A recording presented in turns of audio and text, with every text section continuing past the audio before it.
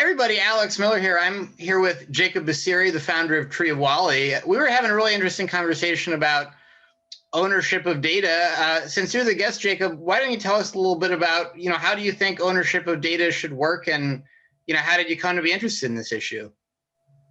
Thanks, Alex. I think that Cambridge Analytica was a big flashpoint for all of us. And it got me thinking about who really is in charge of my data and who gets to decide what third parties get to look at it. And kind of just having a discussion with myself, it was like, why don't I control my data? It's really simple. And I kind of just started on a mission to reimagine the internet if I owned my own data.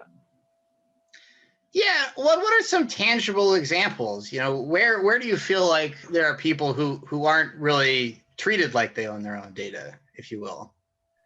Yeah, you could see it in a lot of corners of the internet and of the world. There are companies trying to capture our digital health data or personal health information. There are companies tracking our cookies on the web browser.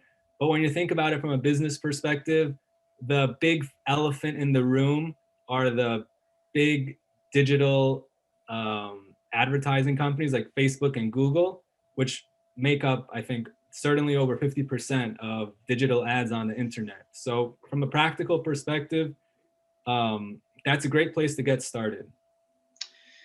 Yeah, sure. So the idea here, right, is I post a lot of pictures to Instagram, not me personally, but some other person out there.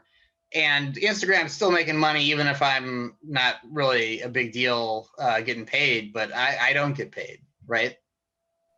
Yeah, it's always a little counterintuitive about how Instagram makes money off of us posting pictures. But long story short, they take all the hours that we spend on our smartphones and slip ads in the news feed, and those ads cost money.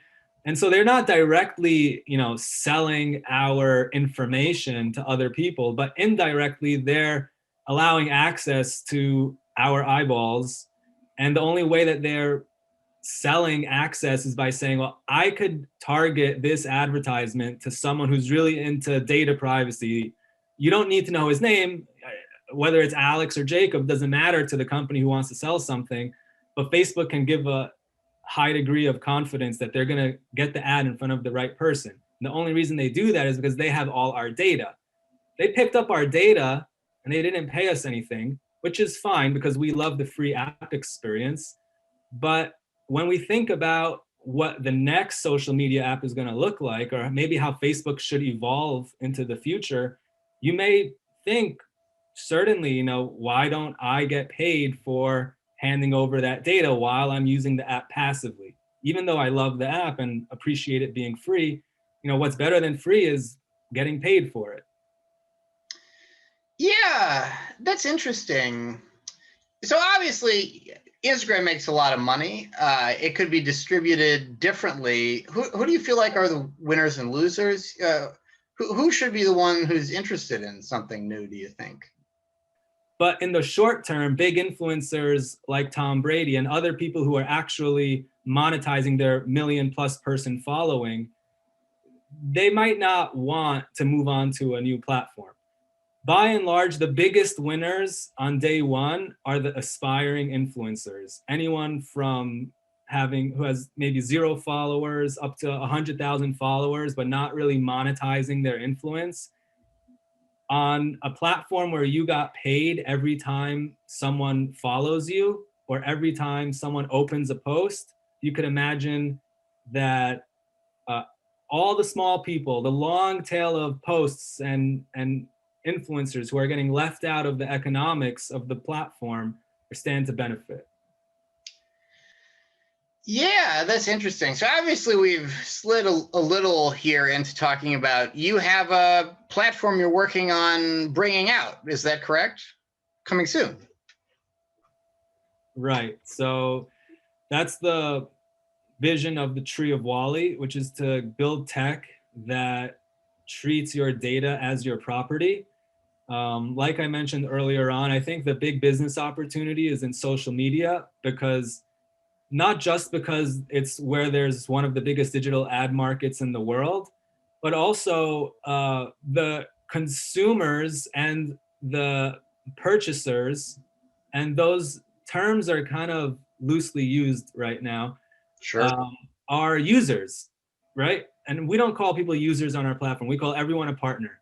But user generated content is, for example, created by you and then consumed by me. So you're the producer and I'm the consumer of the data. And so I don't need to go convince any executive or any business or any advertiser to, you know, treat my data like it's my property. If I get enough users to come onto my platform because they like the idea of keeping, you know, of tokenizing their engagement, let's put it that way, right? Yeah. Then, the people will vote with their feet. And actually, I would love for Facebook to just adopt this model. It would be a lot easier for me, and we'd all get, you know, we'll all get money for our content and for our data. Um, and we're happy to partner with the big companies. We're really standing on the shoulders of giants. So no shade on any of those guys, but we just want to kind of demonstrate a new way of handling people's data. I think it'll create a better experience online. Yeah, that sounds really cool. I was attracted to that word you used, tokenization, maybe just because it shows up in other parts of my professional life. But I understand you've got like a little bit of a minor cryptocurrency aspect to your product. Is that correct? To go with that word, tokenization?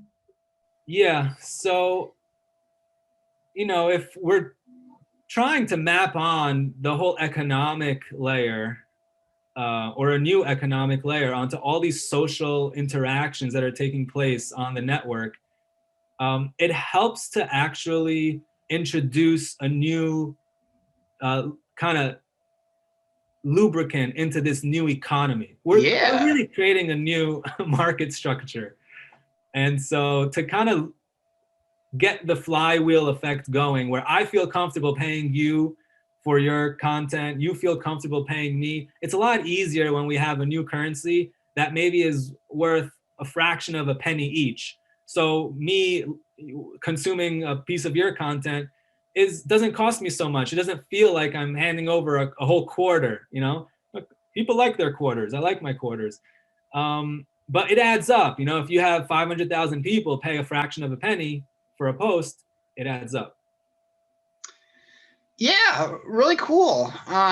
So if you're out there and you're dissatisfied with what you're currently doing on social media, keep your eyes open for Tree of Wally. Jacob Bassiri, good to have you. Thanks, Alex.